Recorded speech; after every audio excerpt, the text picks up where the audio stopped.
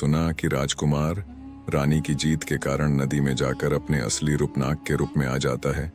आपको इस पार्ट में एक बूढ़े आदमी द्वारा राजकुमार के बारे में कहानी सुनने को मिलेगी। अब कहानी को एंजॉय करो। रानी बजंती रोज कथा सुनती है। रानी बजंती के पास कथा सुनाने वालों की भीड़ लगी रहती है। कोई रामायण की कथा सुना रहा है, कोई किसी राजा का इतिहास सुनाता है। अब तो राजकुमारी बजंती का यही काम था कि वह सुबह से लेकर शाम तक नई नई कहानियां सुनती रहती है। दोस्तों, इस प्रकार कुछ समय निकल जाता है।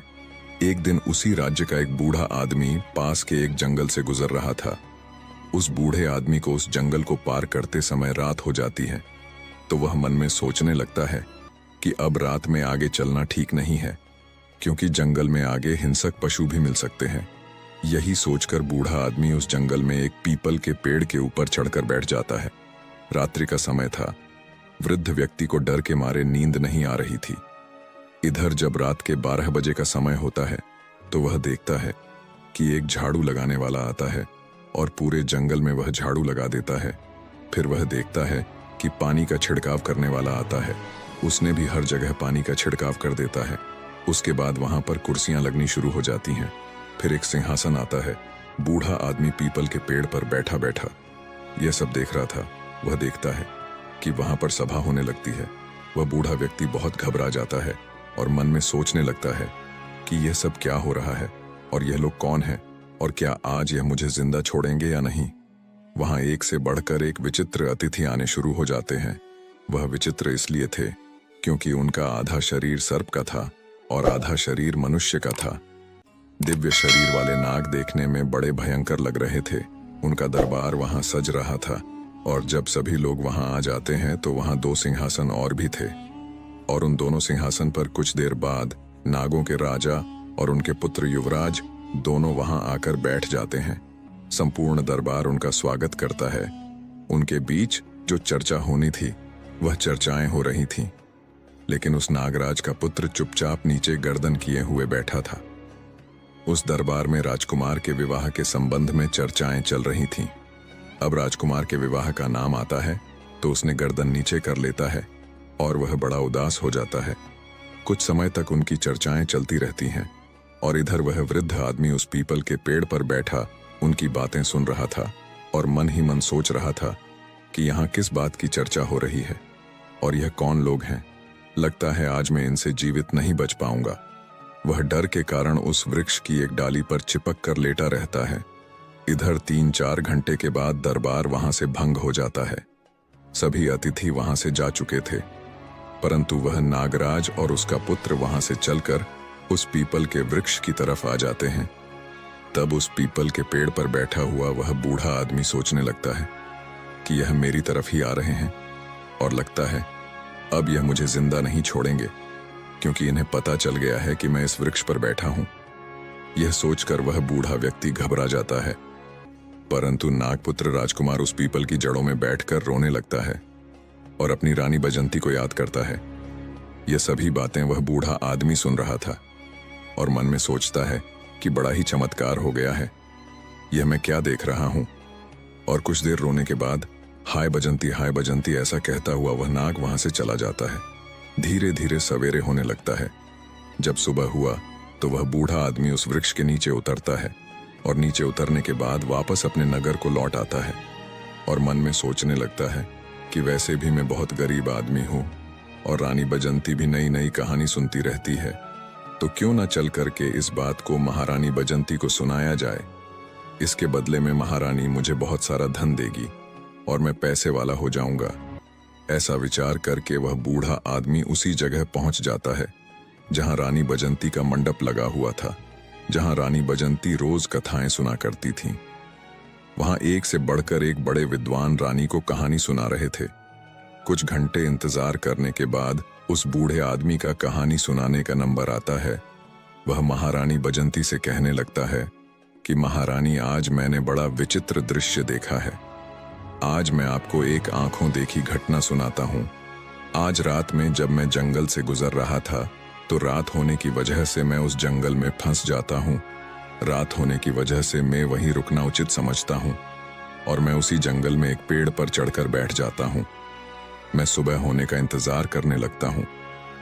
तब मैं वहां देखता हूँ कि वहां एक नागराज का दरबार लगता है। उन सब का आधा शरीर मनुष्य का था और आधा शरीर नाग का। ऐसे विचित्र प्राणी उस दरबार में आए थे।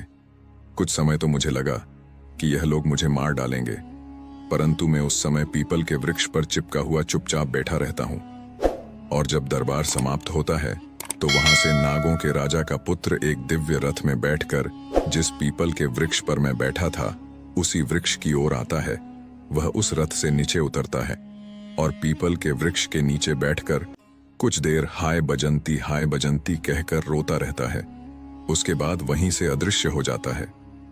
अब यह बात जब राजकुमारी बजंती सुनती है तो उस बूढ़े आदमी से कहने लगती हैं कि बाबा, मैं आपको इतना धन दूंगी कि तुम्हारी कई पीढ़ियां बैठी बैठी खा सकती हैं, परंतु तुम मुझे उस स्थान पर लेकर चलो जहां आपने राजकुमार को रोते हुए देखा था।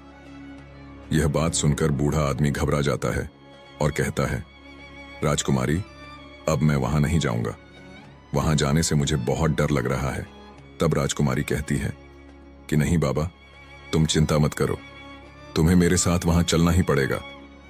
इतना कहकर रानी बजंती ने एक सोने की मोहरों से भरी हुई थैली उस बूढ़े आदमी को देती है और कहती हैं कि मैं तुम्हें और भी सोने की मोहरें दूंगी, तुम मुझे उस स्थान पर पहुंच दो। बूढ़ा आदमी रानी द्वारा दी गई सोने की मोहरों को देखकर खुश हो जाता है और वह राजकुमारी बजंती को लेकर उस जंगल की तरफ चल देता है। और कुछ समय बाद उसी स्थान पर जाकर बूढ़ा आदमी कहता है कि राजकुमारी, मैंने इसी पीपल के वृक्ष के ऊपर बैठकर के सब कुछ देखा था। तब राजकुमारी कहती है, तो बाबा, मैं भी आज उन्हें अपनी आंखों से देखना चाहती हूं। इस प्रकार वह बूढ़ा आदमी और रानी बजंती उस वृक्ष के ऊपर जड़कर बैठ जाते हैं और वह इंतजार करते हैं। दोस्तों, उस दरबार का इंतजार करते करते पूरी रात निकल जाती है, लेकिन वहां पर कोई नहीं आता है। उस रात ना तो कोई दरबार सजता है और ना कोई नाग आता है। अब रानी बजंती उस वृद्ध व्यक्ति पर क्रोधित हो जाती है और कहती है, बाबा, तुमने झूठ बोला है और इसके लिए मैं तुम्हें कड़ी से कड़ी सजा दे सकती हूं। तब वह बूढ़ा आदमी कहता है, नहीं महारानी, मैंने कोई झूठ नहीं बोला है। मैंने जो अपनी आंखों से देखा था वही आपको बताया है। तब रानी बोलती है, तो फिर आज क्या हुआ?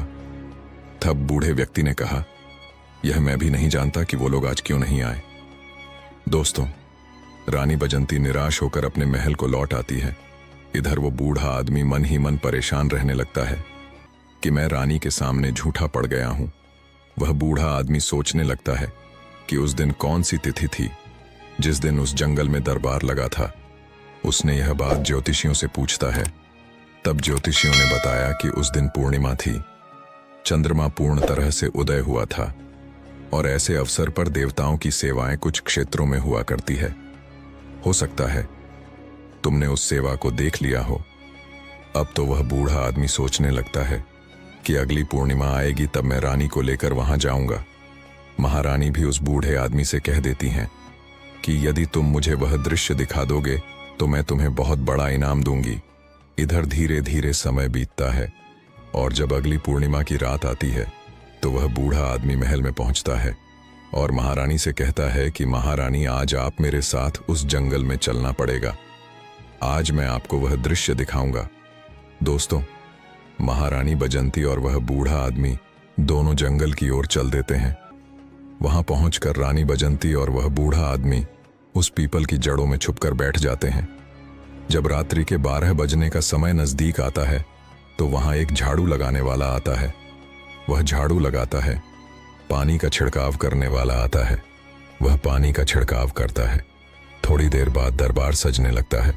धीरे धीरे वहां नाग लोग आने लगते हैं। नागों का आधा शरीर मनुष्य का था, आधा शरीर नाग का था। बूढ़े आदमी इशारे से कहता है कि महारानी, अब आप ध्यान से देख लो, यही सब मैंने उस दिन देखा था। दोस्तों, रानी बजंती उस दृश्य को बड़े गौर से देख रही थी और कुछ समय बाद रानी का पति भी आ जाता है जो उस नागराज का पुत्र था। उसका आधा शरीर नाग का था और आधा शरीर मनुष्य का। महारानी उसे देखते ही पहचान जाती है और कहने लगती है कि यही मेरा पति है। महारानी सोचने लगती है, अब इसको मैं कैसे प्राप्त कर सकती हूँ।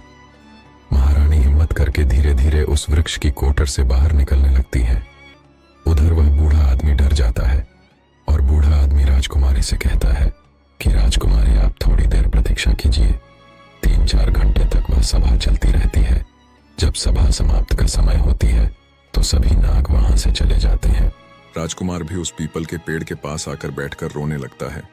उसे देखकर रानी बजंती डर जाती है, क्योंकि उसका आधा शरीर नाग का था और आधा मनुष्य का था। अपने पति को रोता देखकर राजकुमारी से रुका नहीं जाता है और राजकुमारी बजंती जड़ों से निकलकर उसके पास आ जाती है और उसका हाथ पकड़ लेती है। अचानक से महारानी बजंती के सामने खड़ा देखा तो राजकुमार एकदम से घबरा जाता है और कहने लगता है, रानी तुम। तब रानी कहने लगती हैं कि मैंने तुम्हें खोजने के लिए क्या क्या नहीं किया है, परंतु अब मैं तुम्हें कहीं भी नहीं जाने दूंगी। यह सुनकर राजकुमार कहने लगता है, नहीं रानी, अब तो बहुत समय हो चुका है, अब तुम मुझे प्राप्त नहीं कर सकती हो। यहाँ जो सभा होती है वह मेरे विवाह को लेकर ही होती है।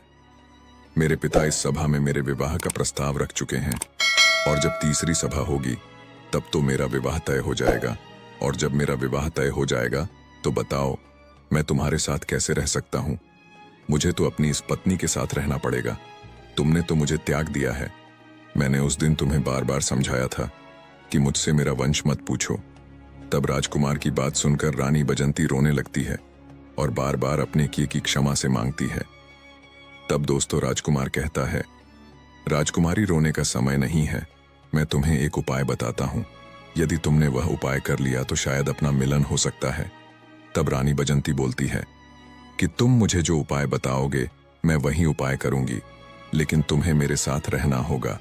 तब राजकुमार बोलता है, रानी अब मेरे जाने का समय हो गया है, मुझे मेरे पिता के दरबार में पहुंचना है, परंतु अगली पूर्णिमा के दिन तुम्हें इसी प्रकार यहाँ आकर के बैठना पड़ेगा, और जब यहाँ सभा लगने लगे तो ध्यान रखना, तुम चुपचाप महाराज के सिंहासन के नीचे आकर छुप जाना, और जब मेरे विवाह की बात चले तो तुम उस सिंहासन से नीचे से निकलकर महाराज के सामने जाकर खड़ी होकर तुम मुझे महाराज से मांग लेना।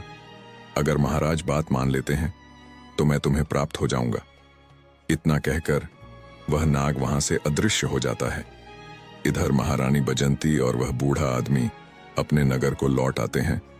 तब से रानी राजकुमार को प्राप्त कर पाऊंगी या नहीं, इस बात को लेकर दुखी रहने लगती हैं। इधर राजा चित्रसेन भी अपने पुत्र शोक में दिन रात दुखी रहते हैं। धीरे धीरे समय निकल जाता है।